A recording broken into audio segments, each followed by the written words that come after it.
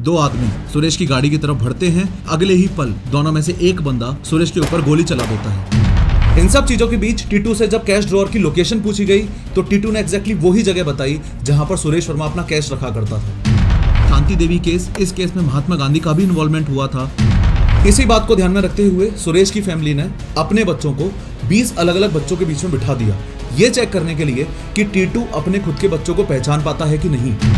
Science reincarnation में क्यों नहीं मानती और दुनिया के अलग अलग धर्मों की पुनर्जन्म के कॉन्सेप्ट में क्या क्या मान्यताएं हैं। जिस गोली ने सुरेश वर्मा की जान ली थी वो गोली राइट टेम्पल से होकर लेफ्ट कान के पीछे से निकली थी। वहां मौजूद सभी लोग उसके मरने का शोक बना ही रहे थे कि अचानक से सुमित्रा उठ जाती है और बोलती है कि मैं तो शिवा त्रिपाठी हूँ। आज से 41 साल पहले 12 दिसंबर 1983 को आगरा में एक बच्चे का जन्म हुआ। वो बच्चा जैसे ही 4 साल का हुआ तो बोलने लगा कि मैं तो पिछले जन्म में स्मगलर था और मेरी गोली मारकर हत्या कर दी गई थी। मुझे मेरे बीवी बच्चों के पास जाना है। आज से 98 साल पहले 11 दिसंबर 1926 को दिल्ली में एक बच्ची का जन्म हुआ। जैसे ही वो बच्ची 4 साल की हुई तो बोलने लगी कि पिछले जन्म में अपने बच्चों को जन्म देते वक्त मेरी मृत्यु हो गई थी और अभी मेरा पति मथुरा में रहता है और मुझे उसके पास जाना है। सिर्फ 4 साल की बच्ची ये सब बोल रही है। आज से 39 साल पहले 19 जुलाई 1985 को सुमित्रा नाम की एक महिला की मौत हो जाती है। लोग जब उसका शोक मना रहे थे तो अचानक से वो उठ बैठी। उठते ही बोलती है कि मेरा नाम शिवा है और मुझे मेरे बच्चों के पास जाना है। मेरी ननद ने मेरी हत्या कर दी थी और मुझे ट्रेन के आगे फेंक दिया था। ऐसे 5-10 नहीं बल्कि हजारों इंसिडेंट्स हैं जो साबित हो चुके हैं कि ये टोटली पुनर्जन्म के केसेस हैं। लेकिन साइंस पुनर्जन्म में विश्वास नहीं करती। असल में ये रीइंकार्नेशन या पुनर्जन्म का कॉन्सेप्ट कुछ वैसा ही है जैसे ओम शांति ओम, कर्ज या करण अर्जुन जैसी मूवीज में आपने देखा होगा, जहां एक्टर्स एक बार मर के फिर से जन्म ले लेते हैं। आज की इस 3D एनिमेटेड वीडियो में समझेंगे कि क्या सच में पुनर्जन्म होते हैं, साइंस रीइंकार्नेशन में क्यों नहीं मानती और दुनिया के अलग अलग धर्मों की पुनर्जन्म के कॉन्सेप्ट में क्या क्या मान्यताएं हैं। लेकिन हर बार की तरह शुरू से शुरू करते हैं। आज से 41 साल पहले की बात है। 12 दिसंबर 1983 को आगरा से 13 किलोमीटर दूर बाद नाम के एक गाँव में टीटू सिंह नाम के एक बच्चे का जन्म होता है। इस बच्चे के माता पिता का नाम महावीर सिंह और शांति देवी था और ये उनकी 6वीं औलाद थी। अक्सर बच्चे जब बोलना शुरू करते हैं तो उनके माँ बाप के लिए खुशखबरी की बात होती है। लेकिन ये केस बहुत डिफरेंट था क्योंकि 2.5 साल की उम्र में टीटू सिंह ने जब पहली बार बोलना शुरू किया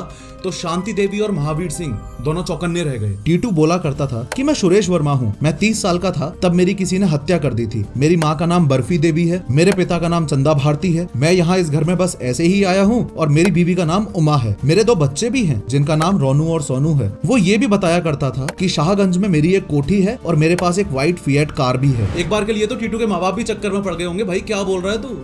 खैर, जैसे जैसे टीटू बड़ा होने लगा उसे वो घर और वहाँ के लोग बिल्कुल भी रास नहीं आते थे। इतना ही नहीं, उसे अपने माँ बाप के गरीब होने से भी चिढ़ होती थी। वो अपने पिता से कहता था कि मैं पैदल क्यों जाऊँ, मेरे पास तो अपनी गाड़ी है। टीटू के इन डिमांड्स को देखते हुए महावीर की चिंता दिन पे दिन बढ़ती जा रही थी। कभी गाड़ी की डिमांड करना तो कभी अपनी माँ को कपड़ों के लिए टोकना। वो अक्सर अपनी माँ से कहा करता था कि तुम क्या ये गंदी साड़ी पहन के घूमती रहती हो, मेरी उमा तो 2000 रुपए की साड़ी पहनती है। पैर के बाद साड़ी हजार तो कहते तुम मम्मी मेरी उमा तो 2000 की साड़ी पहनती है, तुम गंदी धोती थे। टीटू अक्सर अपनी दुकान सुरेश रेडियो का जिक्र भी किया करता था। वो बोलता था कि सदर बाजार में उसकी एक रेडियो की दुकान भी है। टीवी, रेडियो, वीडियो सच ही है। इनकी दुकान है वो मेरी।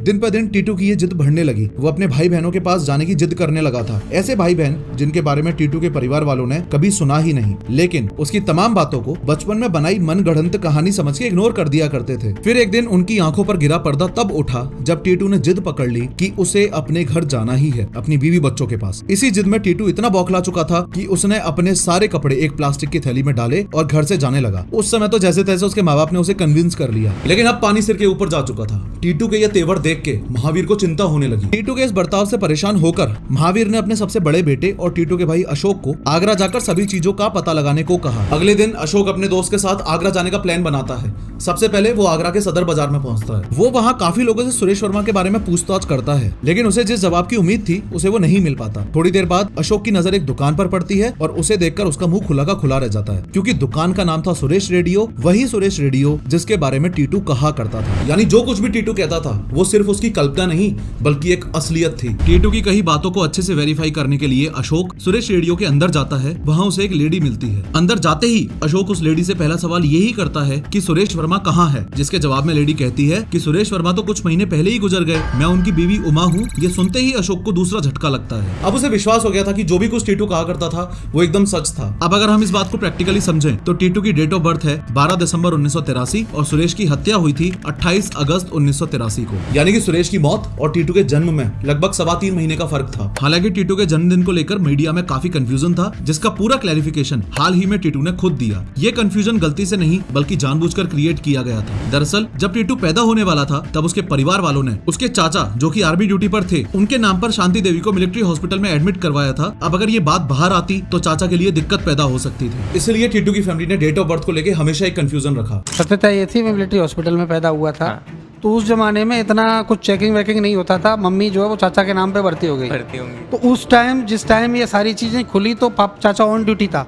अगर मैं बोलता कि मैं वहाँ पैदा हुआ ये हुआ तो दिक्कत होती है। अब तो चाचा भी नहीं है, कुछ भी नहीं है। खैर अशोक उमा से मिलता है और उसे टीटू के बारे में सब कुछ बताता है, जिसे सुनकर उमा दंग रह जाती है। उसने अशोक से कहा कि अगर ऐसी बात है तो वो खुद टीटू से मिलना चाहती है। इन सभी बातों के साथ अशोक और उसका दोस्त बाद लौट जाते हैं। अशोक सभी घर वालों को सारी बातें बताता है, जिसे सुनकर सबके होश उड़ जाते हैं, क्योंकि अब टीटू सिर्फ बड़बड़ा नहीं रहा था बल्कि अपने पिछले जन्म को याद कर रहा था। अब इस पॉइंट पे महावीर और शांति की चिंता और बढ़ जाती है और उन्हें लगता है कि कहीं हमारा बेटा हमें छोड़ के तो नहीं चला जाएगा। खैर अगले दिन उमा, सुरेश के पेरेंट्स और सुरेश का भाई सभी टीटू से मिलने के लिए आते हैं। अब चूंकि उन्होंने बाद पहले कभी देखा ही नहीं था, इसलिए वो गलत बाद में चले जाते हैं जो मथुरा में है। इससे ये बात साफ थी कि ना तो टीटू कभी आगरा गया और ना ही सुरेश की फैमिली कभी बाद आई। काफी घूमने के बाद उनकी मुलाकात आखिर टीटू से हो ही जाती है। टीटू उन्हें देखते ही पहचान लेता है और अपने पिता को कस के गले से लगा लेता है। वो उनसे पूछता है कि उसके बच्चे रोनू और सोनू उनसे मिलने क्यों नहीं आए।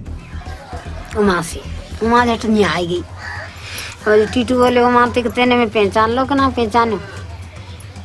तो बोली तुम पता ना पहचानो कि रोनू सोनू कहाँ पढ़ रहे हैं कि घर ही बैठे हैं। टीटू का ये सवाल सुनते ही सबके होश उड़ जाते हैं। सबको लगता है कि टीटू को सुरेश वर्मा के बच्चों के नाम कैसे पता है। यहाँ सुरेश के परिवार वालों को पहला क्लैरिफिकेशन मिल जाता है। दूसरा क्लैरिफिकेशन उन्हें तब मिलता है जब टीटू उनसे गुस्से में पूछता है कि आप लोग फिएट में क्यों नहीं आए। ये सुनकर उन्हें दूसरा शॉक लगता है। टीटू को अच्छे से याद था कि उनके पास एक सफेद फिएट कार थी, या यूं कह लो कि जब वो पिछले जन्म में सुरेश वर्मा था तो उनके पास एक फिएट कार हुआ करती थी। लेकिन असली सवालों का सिलसिला तो अब शुरू होगा जब सुरेश की फैमिली टीटू से उसके मर्डर की डिटेल्स के बारे में पूछेगी, जिससे ये साफ हो जाएगा कि क्या वाकई में टीटू सच बोल रहा है, क्या सच में टीटू का रीइंकार्नेशन या पुनर्जन्म हुआ है। और सबसे बड़ा सवाल, ये सब कुछ जो अभी आपने सुना ये सच था या फिर एक पब्लिसिटी स्टंट। देखो टीटू सिंह उनको बताता है कि उस दिन सुरेश अपनी दुकान सुरेश रेडियो को बढ़ाकर अपने घर यानी शाहगंज की कोठी पर जा रहा था। हर शाम की तरह वो घर के बाहर आकर अपनी फिएट का हॉर्न बहुत जोर जोर से बजाने लगता है ताकि उसकी आवाज सुनकर उमा घर का मेन गेट खोल दे। इतने में ही दो आदमी सुरेश की गाड़ी की तरफ बढ़ते हैं। वो उसे देखकर मुस्कुराते हैं और नमस्ते भी करते हैं, लेकिन अगले ही पल दोनों में से एक बंदा सुरेश के ऊपर गोली चला देता है। एक गोली स्टीयरिंग को लगती है और दूसरी सुरेश के सिर पे। अब ये बात यहाँ याद रखना कि ये गोली सुरेश के राइट टेम्पोरल पर लगी थी। गोली की आवाज सुनते ही उमा बाहर आकर देखती है तो सुरेश मर चुका था और शूटर्स भाग चुके थे। अब ये गोली चलाने वाले कौन थे और इन्होंने सुरेश को क्यों मारा, इसका जवाब मैं आपको आगे दूंगा। अभी के लिए इतना समझो कि सुरेश वर्मा की हत्या हुई थी, या यूं कह लो कि इस पूरी कहानी बताने वाले इस बच्चे की यानी कि टीटू की पिछले जन्म में हत्या हुई थी। इस पूरे हादसे के बारे में सुरेश के परिवार वालों ने जब टीटू से पूछा तो उसने बिल्कुल वैसा ही बताया जो एक्चुअल में सुरेश के साथ हुआ था। टीटू को उस दिन की एक एक डिटेल याद थी। इतना ही नहीं, उसकी पत्नी उमा ने भी टीटू से कुछ सवाल किए जिनका जवाब सुरेश के अलावा और कोई नहीं बता सकता था। जैसे उमा ने पूछा कि सुरेश की मौत के एक दिन पहले हमने क्या किया था, तो टीटू ने कहा कि हम मेले में गए थे और लौटते वक्त हमने कार के बोनट पर बैठकर जलेबी खाई थी। ये सुनते ही उमा को अपने सारे सवालों के जवाब मिल गए। उसे विश्वास हो गया था कि सुरेश वर्मा का पुनर्जन्म टीटू के रूप में हुआ है। इतनी स्पेसिफिक डिटेल्स सुनकर सुरेश के परिवार वाले कन्विंस हो चुके थे कि टीटू ही हमारे बेटे का पुनर्जन्म है। लेकिन कुछ रिसर्चर्स और साइकोलॉजिस्ट के दिमाग में अभी भी ऐसे सवाल थे जो इस कहानी को सुन के पूरे नहीं होते। इन्हीं सवालों के जवाब को जानने के लिए डॉक्टर सतवंत पसरीचा, जो कि रीइंकार्नेशन और पैरासाइकोलॉजी के फील्ड में एक्सटेंसिव रिसर्च के लिए जानी जाती हैं, उन्होंने इस केस को स्टडी करने का सोचा। सिर्फ डॉक्टर सतवंत पसरीचा ही नहीं, इनके अलावा भी काफी सारे नामी ग्रामी रिसर्चर्स, साइकेट्रिस्ट और एंथ्रोपोलॉजिस्ट थे जिन्होंने इस केस को बारीकी से स्टडी किया था। जैसे डॉक्टर एन.के. चड्डा, जो कि एक प्रोमिनेंट इंडियन साइकोलॉजिस्ट और रिसर्चर हैं, उन्होंने भी टीटू सिंह के केस को स्टडी किया था। लेकिन इस यूनिक केस के चलते डॉक्टर एन.के. चड्डा ने मशहूर साइकेट्रिस्ट डॉक्टर इयान स्टीवनसन, जो कि अमेरिकन साइकेट्रिस्ट और रिसर्चर थे, उन्हें इस केस के बारे में बताया। क्योंकि डॉक्टर इयान स्टीवनसन ने अपनी जिंदगी का एक बहुत बड़ा हिस्सा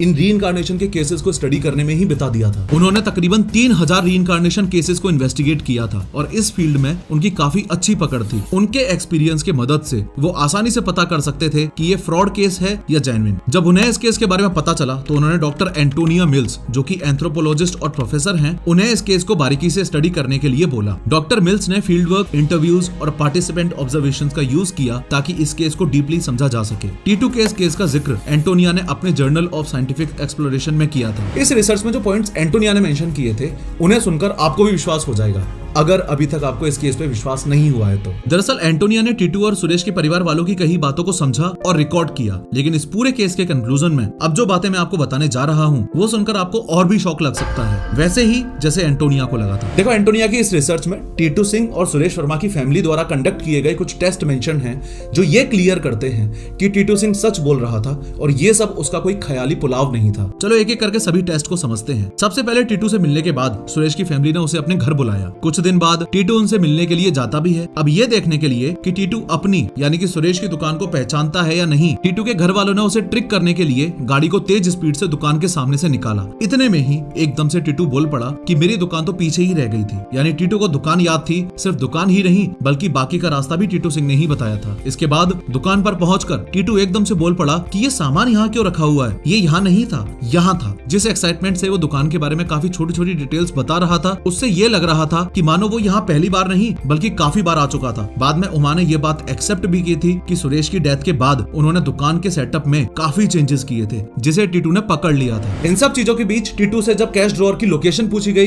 तो टीटू ने एग्जैक्टली वही जगह बताई जहां पर सुरेश वर्मा अपना कैश रखा करता था। तीसरे टेस्ट की बात करूं तो वीडियो के इनिशियल पार्ट में जब सुरेश की फैमिली टीटू से मिलने गई थी तब सुरेश के बच्चे वहां मौजूद नहीं थे और उनके बारे में टीटू ने पूछा भी था। इसी बात को ध्यान में रखते हुए सुरेश की फैमिली ने अपने बच्चों को 20 अलग अलग बच्चों के बीच में बिठा दिया, ये चेक करने के लिए कि टीटू अपने खुद के बच्चों को पहचान पाता है कि नहीं। अब टीटू से कहा गया कि जाओ रोनू और सोनू को लेकर आओ। टीटू तुरंत ही उन बच्चों की भीड़ में से रोनू और सोनू को उठा के ले आता है। इतना ही नहीं, वो अपने बड़े बेटे से ये भी कहता है कि तुमने मुझे अभी तक नमस्ते क्यों नहीं किया। इसके बाद चौथे और सबसे आखिरी टेस्ट में एंटोनिया को जो बात पता चली उसे सुनकर वो खुद हैरान रह गई। देखो, थोड़ी देर पहले मैंने आपको बताया था कि सुरेश के राइट टेम्पोरल पर गोली लगी थी। अब सिर के जिस हिस्से में सुरेश को गोली लगी थी ठीक उसी जगह टीटू के सिर पर एक बर्थ मार्क है। इस बात की पुष्टि के लिए एंटोनिया ने सुरेश वर्मा की पोस्टमार्टम रिपोर्ट को उस हॉस्पिटल में जाकर एग्जामिन किया जहां उसे डेड डिक्लेयर किया गया था। जिस गोली ने सुरेश वर्मा की जान ली थी वो गोली राइट टेम्पल से होकर लेफ्ट कान के पीछे से निकली थी। और ताज्जुब की बात तो ये है कि ठीक उसी जगह पर टीटू के बर्थ मार्क्स भी मिले, पहला तो राइट टेम्पोरल पर और दूसरा लेफ्ट कान के पीछे। अब इसे अंधविश्वास कह लो या करिश्मा कह लो,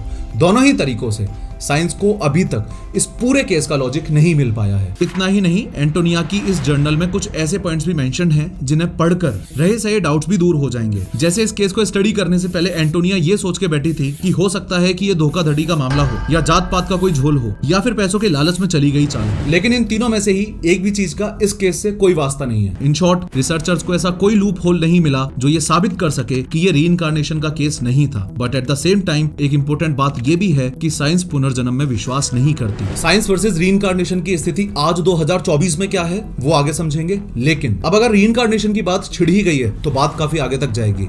और भारत में रीइंकार्नेशन का एक केस ऐसा है जिसके बिना सारी बातें अधूरी हैं। जिस केस की मैं बात कर रहा हूँ वो है शांति देवी केस। उस समय 1920s में इस केस में महात्मा गांधी का भी इन्वॉल्वमेंट हुआ था, जिसकी वजह से ये केस काफी लंबे समय तक इंडिया में हेडलाइंस में रहा था। बात आज से 98 साल पहले 11 दिसंबर 1926 की है। दिल्ली में राम बहादुर नाम के एक व्यक्ति रहते थे। उनके घर एक बच्ची का जन्म होता है जिसका नाम शांति रखा गया। 4 साल की उम्र तक शांति बहुत कम बोलती थी, लेकिन 4 साल के बाद उसने कुछ ऐसा बोला कि उसके माँ बाप के होश ही उड़ गए। उसका कहना था कि मैं यहाँ क्या कर रही हूँ, मैं तो मथुरा की रहने वाली हूँ और मेरी मौत अपने बेटे को जन्म देते वक्त हुई थी। मेरा नाम लुगदी देवी है और मेरे पति का नाम केदारनाथ चौबे है। मेरे पति की बड़ी बड़ी मूछें और गाल पे एक निशान भी है। मुझे उनके पास जाना है। ये सारी बातें साफ शब्दों में एक 4 साल की बच्ची के मुंह से सुनने के बाद कोई नॉर्मल इंसान भी चकरा जाएगा। फिर ये तो शांति के माँ बाप ही थे। समय बीतता गया और शांति बार बार इन बातों को दोहराती रही थी, लेकिन उसके माँ बाप इस कहानी को बच्ची का वहम समझ के उसे इग्नोर कर देते थे। यहाँ तक कि शांति खुद को चौबाइन कहती थी, यानी कि चौबे की बीवी। उसकी इन हरकतों ने सभी घर वालों को चिंता में डाल रखा था। एक दिन जब शांति 6 साल की हुई तो उसकी ये जिद इतनी बढ़ गई कि उसने घर छोड़ के भागने की कोशिश भी की थी। शांति की इस हरकत ने सभी घर वालों को चिंता में डाल दिया था। जब शांति को ये लगने लगा कि उसके माँ बाप अब उसकी बातों पर विश्वास नहीं कर रहे हैं तो उसने ये तय किया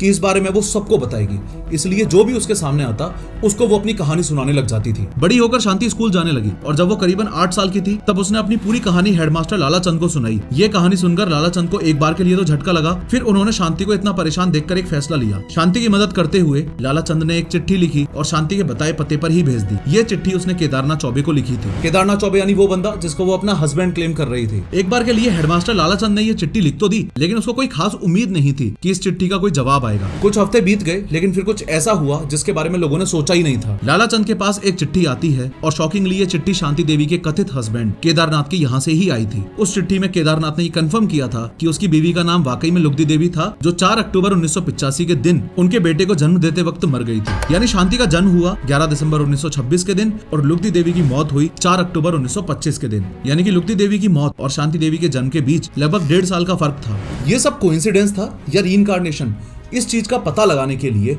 केदारनाथ चौबे मथुरा से दिल्ली आता है। ये जो 3 लोग शांति देवी से मिलने आ रहे हैं, इनमें से ये तो है केदारनाथ यानी कि शांति देवी का क्लेम्ड हस्बैंड ही। ये बच्चा लुगदी देवी का है जिसको जन्म देते वक्त लुगदी देवी की मौत हो गई थी, और ये महिला केदारनाथ की तीसरी बीवी है जिससे केदारनाथ ने लुगदी के मरने के बाद शादी कर ली थी। 8 साल की शांति उस टाइम स्कूल में थी। जैसे ही वो घर लौटी तो उसने देखा कि उसके घर केदारनाथ आया हुआ है। केदारनाथ को देखते ही उसने उसे झुककर नमस्कार किया। फिर जैसे ही उसने अपने बच्चे नवनीत लाल को देखा, उसने भागकर उसे गले लगा लिया और रोने लगी। मतलब सोच के देखो कितना विचित्र सीन है, एक 8 साल की माँ अपने 10 साल के बेटे से मिल रही है। खैर, इसके बाद केदारनाथ ने शांति से पूछा कि मुझे कोई ऐसी चीज बताओ जिसे सुनकर मुझे तुम पर विश्वास हो जाए। जिसके जवाब में शांति ने कहा कि हमारे आंगन में एक कुआं है जहां मैं नहाया करती थी। इस बात को सुनकर केदारनाथ को काफी शौक लगा, लेकिन सिर्फ इस एक बात से तो सब कुछ साबित नहीं हो जाता, इसलिए केदारनाथ चौबे को अभी भी शांति पर पूरा विश्वास नहीं था। इसके बाद शांति केदारनाथ से अकेले में कुछ सवाल करती है। वो पूछती है कि जब हमने तय कर लिया था कि हम दोनों में से अगर कोई मर गया तो हम दोबारा शादी नहीं करेंगे, तो आपने मेरे बाद शादी क्यों करी?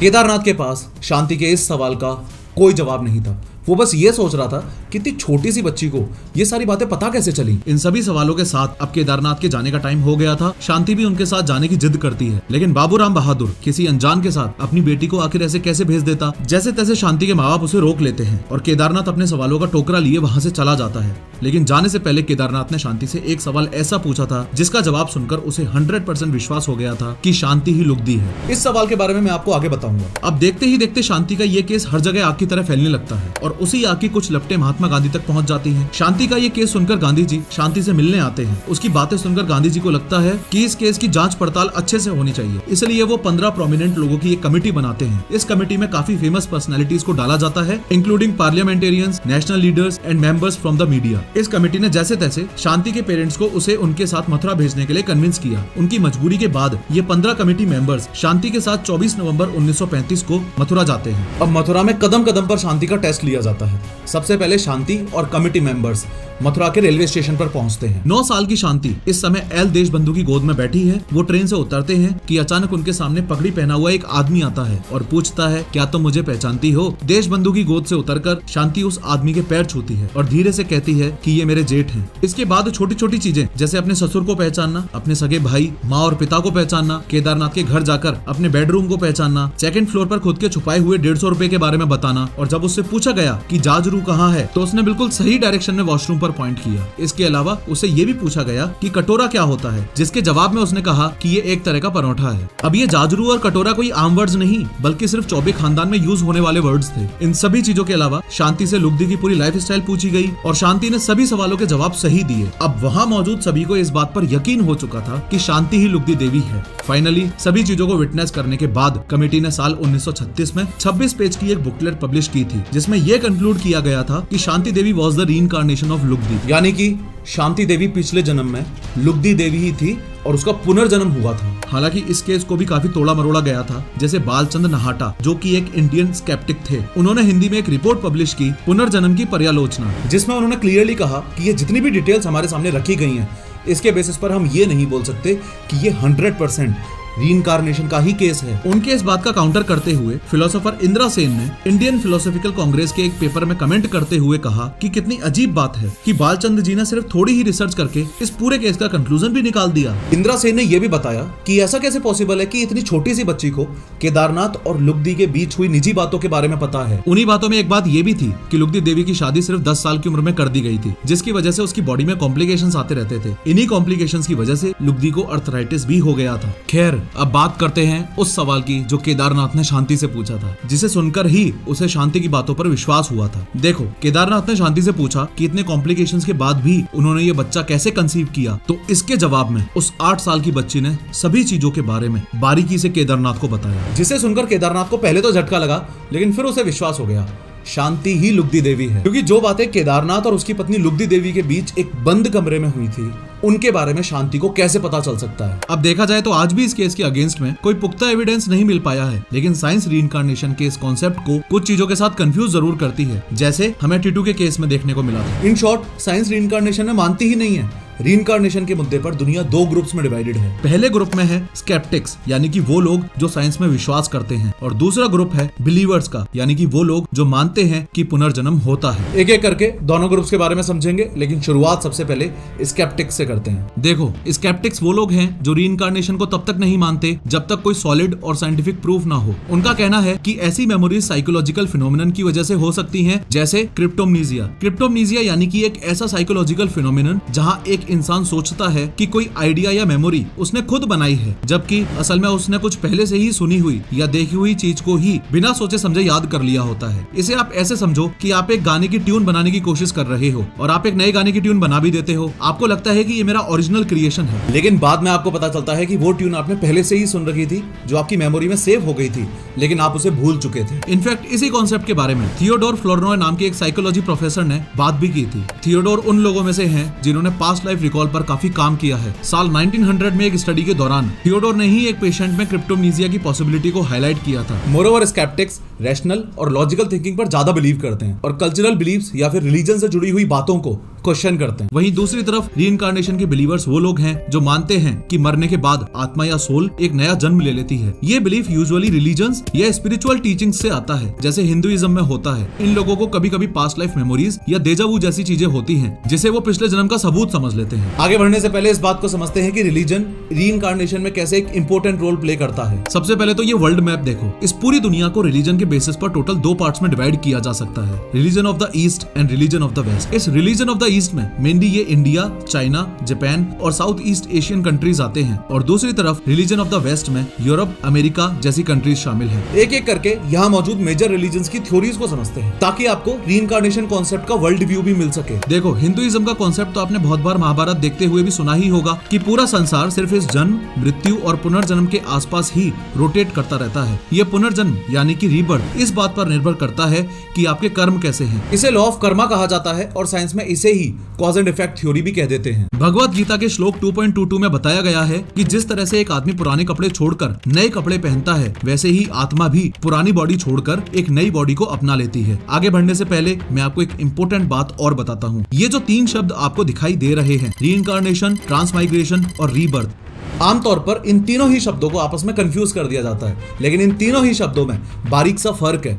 ध्यान से समझो। रीइंकार्नेशन का मतलब है कि मरने के बाद एक सोल यानी कि आत्मा नई बॉडी में जन्म ले लेती है और अपनी जर्नी कंटिन्यू करती है। सोचो, आप एक वीडियो गेम खेल रहे हो और आपका कैरेक्टर मर जाता है, लेकिन गेम खत्म होने के बजाय आपका कैरेक्टर वापस जिंदा हो जाता है। जैसे मान लो आप वॉरियर खेल रहे हो, आप मर गए तो आपका अगला जन्म एक मेज के रूप में हुआ, पर आपके पास वॉरियर वाली सारी मेमोरीज भी हैं। ट्रांसमाइग्रेशन का मतलब है कि मरने के बाद एक सोल एक बॉडी से दूसरी बॉडी में मूव करती है, और कई बार उसकी एग्जिस्टेंस का फॉर्म ही बदल जाता है। जैसे मान लो उस वीडियो गेम में आप एक ह्यूमन नाइट की तरह खेल रहे थे, आप मर गए और आपका नेक्स्ट रूप एक ड्रैगन का बन गया। इसके अलावा रीबर्थ जन्म, मृत्यु और रीबर्थ की कंटिन्यूअस साइकिल पर फोकस करता है, जहां लाइफ फोर्स कंटिन्यू करती है, ना कि सेम सोल या पर्सनल आइडेंटिटी। जैसे एक न्यू गेम मोड को शुरू करके आप एक ब्रांड न्यू कैरेक्टर के साथ खेलना शुरू कर सकते हो। इन सभी कॉन्सेप्ट्स में मौत के बाद कंटिन्यूएशन तो होती है, लेकिन ये अलग अलग तरीकों के आइडेंटिटी और फॉर्म को देखती है। खैर, जैनिज्म के मुताबिक भी रीइंकार्नेशन का कॉन्सेप्ट कर्म पर ही बेस्ड है, जैसा कि हिंदुइज्म में हमने देखा था। इसका मतलब है कि आपके एक्शंस यानी कि कर्म ही आपके अगले जन्म को डिसाइड करते हैं। उसके अलावा बुद्धिज्म में ये माना जाता है कि कॉन्शियसनेस यानी कि किसी बंदे की सोच और अवेयरनेस ही वो कड़ी है जो एक लाइफ को दूसरी लाइफ से जोड़े हुए रखती है। जब एक इंसान मर जाता है और फिर से जन्म लेता है, तो उसकी कॉन्शियसनेस ही एक नई बॉडी में आती है।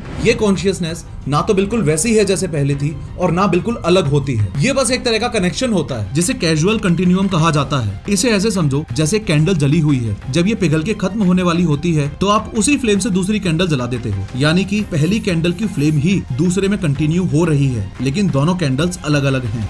यही सेम लॉजिक कॉन्शियसनेस के साथ है और हर नए जन्म के साथ बॉडी चेंज होती रहती है। अब अगर रिलीजन ऑफ द वेस्ट की बात करें तो क्रिश्चियनिटी और इस्लाम दोनों ही रीइंकार्नेशन में विश्वास नहीं करते। इन दोनों ही रिलीजन्स का मानना है कि एक बंदे के मरने के बाद एक कयामत का दिन यानी कि डे ऑफ जजमेंट आता है। इस दिन पर उसके अच्छे और बुरे कर्मों से ये फैसला कर दिया जाता है कि वो बंदा स्वर्ग में जाएगा या नर्क में। यहाँ एक अजीब बात ये भी है कि रीइंकार्नेशन के कॉन्सेप्ट में इस्लाम के शिया सेक्ट की कुछ ग्रुपिंग्स जैसे ड्रूज कम्युनिटी बिलीव करती है। यानी इसको आप ऐसे समझो कि इस्लाम रिलीजन दो ग्रुप्स में डिवाइडेड है, शिया और सुन्नी।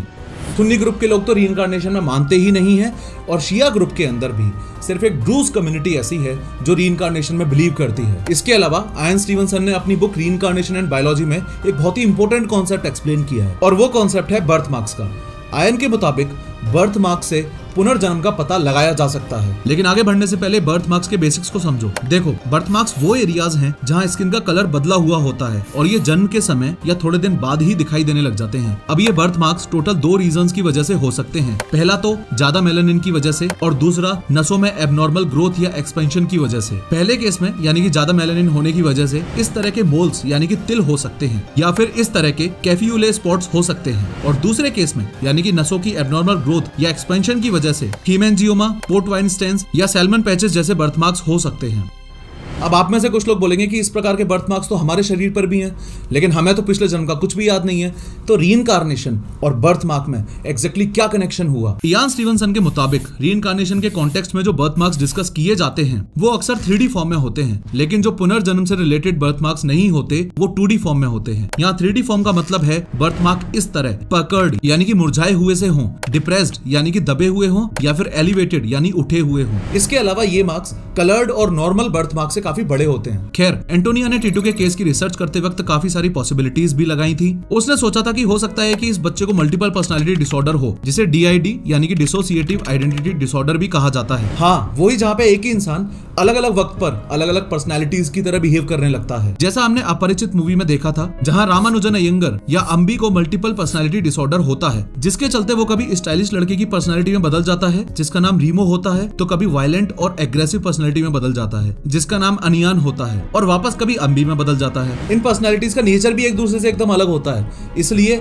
कभी शांत रहने वाला व्यक्ति अचानक से भड़क सकता है। लेकिन DID जैसे कोई सिम्टम्स टीटू में नजर नहीं आ रहे थे, जैसे उसे अपने आइडेंटिटी को लेकर कोई कंक्लूजन नहीं था। उल्टा वो अपनी इस जन्म की माँ को दिलासा देता था कि मैं तुम्हें छोड़कर नहीं जाने वाला। इसके अलावा अगर DID सिम्टम की बात करें तो ना तो टीटू को कोई मेमोरी लॉस हुआ करता था, ना ही डिप्रेशन, एंजाइटी, आत्महत्या वाले ख्याल और ना ही बिहेवियरल चेंजेस। इनमें से कोई भी चीज उसमें कभी नोटिस नहीं की गई। DID के अलावा एंटोनिया को लगा था कि हो सकता है टीटू को पास्ट लाइफ रिग्रेशंस आ रहे हों। ये पास्ट लाइफ रिग्रेशंस एक टेक्निक है जिसमें लोग बिलीव करते हैं कि हमारे पिछले जन्म की मेमोरीज वापस लाई जा सकती है। ये एक तरह का हिप्नोसिस होता है जहाँ पे ट्रेंड थेरेपिस्ट आपको रिलैक्स करने में हेल्प करता है और आपको अपनी पुरानी यादें वापस लाने में मदद करता है। लेकिन जितना एंटोनिया को पता चल पाया उसके मुताबिक ऐसे कोई प्रोसीजर से टीटू कभी गुजरा ही नहीं था। यानी सभी इफ्स एंड बट्स को देखते हुए कंक्लूजन कुछ ये निकला कि ना तो उसे कोई मल्टीपल पर्सनालिटी डिसऑर्डर था और ना ही उसे कोई पास्ट लाइफ रिग्रेशन था। इसके अलावा एक और रीइंकार्नेशन का केस इंडिया में बहुत फेमस हुआ था और वो था सुमित्रा और शिवा का रीइंकार्नेशन केस। ये केस रिप्लेसमेंट रीइंकार्नेशन और ट्रांसमाइग्रेशन दोनों में ही कंसिडर किया जाता है। लेकिन जो evidences of proof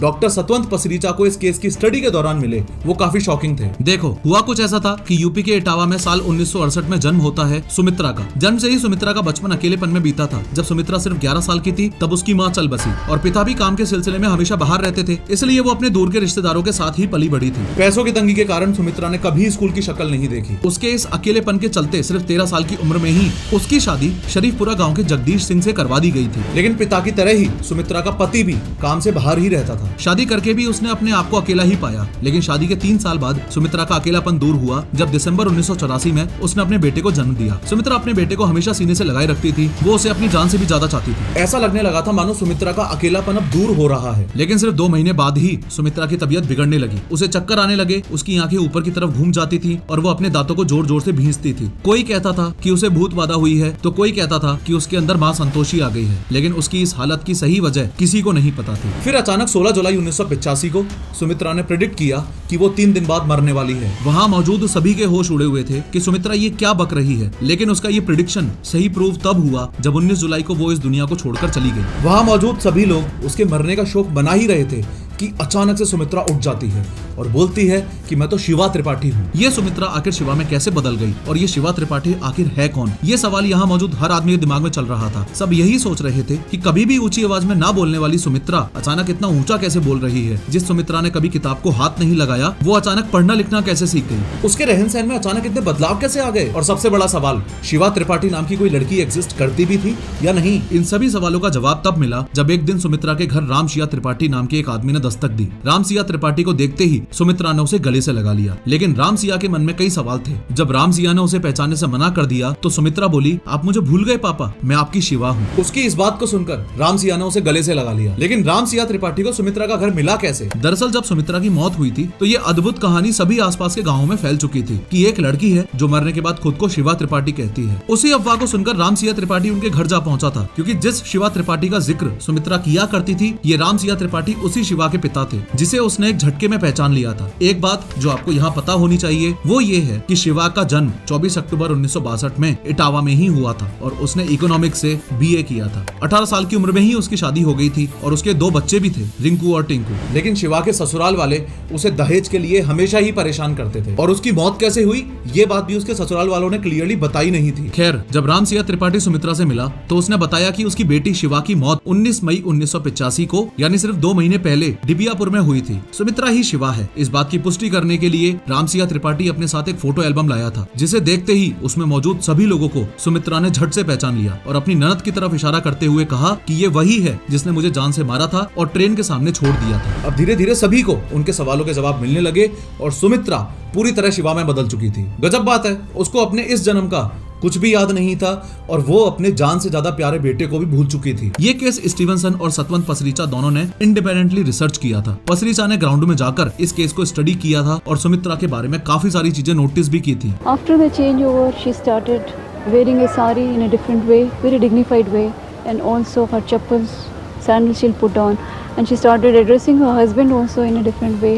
Earlier she used to call him by his sister's name, so and so's brother. Then she started calling him in a very sophisticated way. अब इस केस में कंफ्यूजन ये था कि जितने भी रीइंकार्नेशन के केसेस हमने देखे हैं उन सभी केसेस में जो बंदा रीइंकार्नेट हुआ है उसका जन्म नए सिरे से हुआ है, फिर चाहे वो टीटू का केस हो या शांति देवी का। लेकिन सुमित्रा के केस में जब वो मरने के बाद वापस जिंदा हुई तो उसे अपने इस जन्म के बारे में कुछ भी याद नहीं था। स्टीवनसन और उसके कलीग्स ने टोटल 19 करेक्ट स्टेटमेंट्स काउंट किए थे जो सुमित्रा ने बताए थे। इन स्टेटमेंट्स के अलावा सुमित्रा ने शिवा के 23 रिलेटिव्स और फ्रेंड्स को पहचान लिया था। इन सभी प्रूफ्स ने एक बात तो साफ कर दी थी कि सुमित्रा अब जो शिवा का रूप ले चुकी थी वो सच बोल रही है। तो क्या वो पजेस्ड थी, यानी कि क्या उस पे किसी भूत का साया था, या फिर वो वाकई में रीइंकार्नेशन यानी कि पुनर्जन्म का केस था? इस बात का जवाब जानने के लिए एंटोनिया मिल्स और कुलदीप धीमन ने इस केस को साल 2009 में रीइन्वेस्टिगेट भी किया था और इस रीइन्वेस्टिगेशन में ही वो सारी चीजें दोबारा सच प्रूव हुई जिनके बारे में सुमित्रा कहती आ रही थी। अब इन सब के बीच जेम्स मैटलॉक ने एक टर्म कॉइन किया था और वो था रिप्लेसमेंट रीइंकार्नेशन का, यानी कि जब किसी की बॉडी में किसी दूसरे सोल को एंट्री मिल जाए तो उसे ही रिप्लेसमेंट रीइंकार्नेशन कहा जाता है। सुमित्रा के केस में भी तो ऐसा ही कुछ हुआ था, इसलिए इस केस को रिप्लेसमेंट रीइंकार्नेशन का केस कहा जाता है। टीटू सिंह, शांति देवी और शिवा सुमित्रा, इन तीनों केसेस में रीइंकार्नेशन के अलावा भी एक चीज और कॉमन है और वो है इनके रीइंकार्नेट होने का डिस्टेंस। तीनों ही केसेस में जो लोग रीइंकार्नेट हुए हैं वो ज्यादा डिस्टेंसेस पे नहीं हुए। जैसे अमेरिका के किसी बंदे का यहाँ इंडिया में पुनर्जन्म नहीं हुआ है, और अगर हुआ भी है तो उसके पीछे एक बहुत रेयर कंडीशन और जियोपॉलिटिकल कनेक्शन हो सकता है। We do occasionally get those reports, and if an American child says my last life was in Africa, well, I mean, there's no way to verify that without a whole lot more details.